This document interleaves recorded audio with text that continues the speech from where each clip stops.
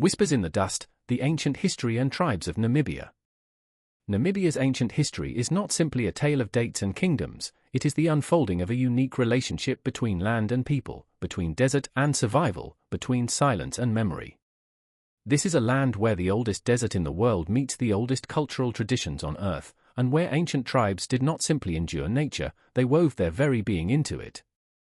Let us walk the story of Namibia not through textbooks but through time itself, following the footsteps of hunter-gatherers, herders, seers, and rainmakers, whose presence is still etched into the rocks and skies of this vast, hauntingly beautiful land.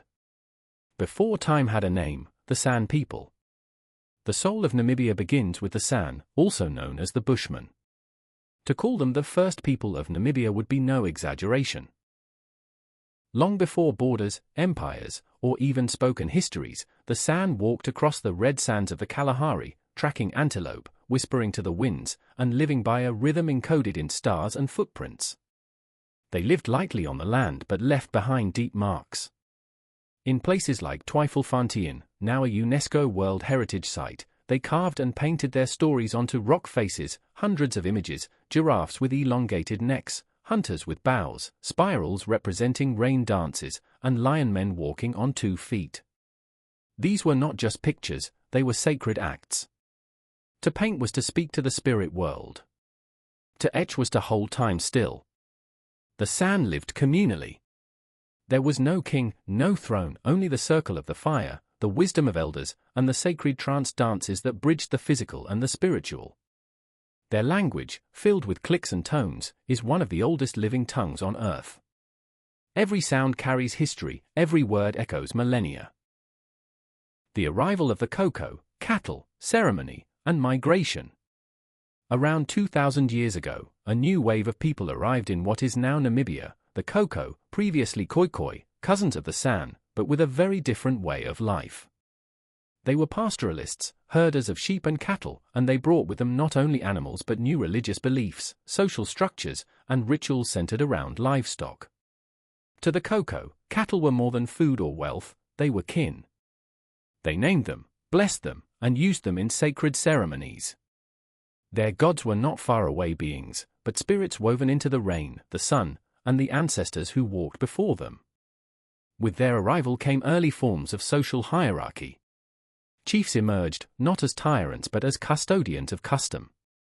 The Nama, a prominent Koko-speaking group, settled in the southern parts of Namibia. They developed a rich oral tradition, songs, riddles, and praise poetry.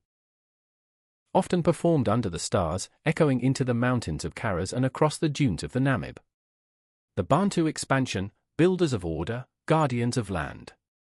By the 6th century CE, a great migration was underway across Africa, the Bantu expansion. From the central rainforests and river valleys, Bantu-speaking peoples began to move southward, bringing iron smelting, agriculture, and centralized political organization. In Namibia, their descendants are known as the Ovambo, Hera, Kavango, Lozi, Zemba, and Himba peoples, each with unique languages, dress, and customs, yet sharing cultural threads that trace back to the Great Lakes of Africa. The Ovambo, or Awambo, settled in the fertile north. Their societies became agriculturally advanced, planting millet, raising cattle, and establishing kingdoms with intricate chieftaincies and councils of elders. Their belief system revolved around a supreme god Kalunga, ancestor reverence, and the principle of Ombelai. Balance, unity, and peace. The Hera, cattle pastoralists of the Central Highlands, developed a proud and warrior-like society. Cattle remained central, not just as wealth, but as heritage. Their dress, influenced by both tradition and colonial experience, became iconic, women in flowing gowns and horned headdresses, symbolizing bovine reverence. In the northwest, the Himba lived closer to the earth than any text can capture. They covered their bodies in red ochre and butterfat, not merely for beauty or sun protection, but as a sacred ritual. Every morning's anointing was a link to ancestors. Every hairstyle told a story of age, status, or lineage. Despite their geographic isolation, these groups had internal governance systems, seasonal calendars, medicinal knowledge, and profound oral traditions. Their spiritual landscapes were as detailed as any written map. Contact, trade, and changing worlds. By the 15th century, long before European colonizers arrived, Namibia was already part of interior trade networks.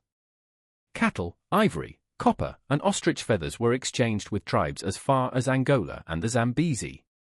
The San and Coco often served as guides and mediators in these exchanges, their knowledge of the terrain unmatched.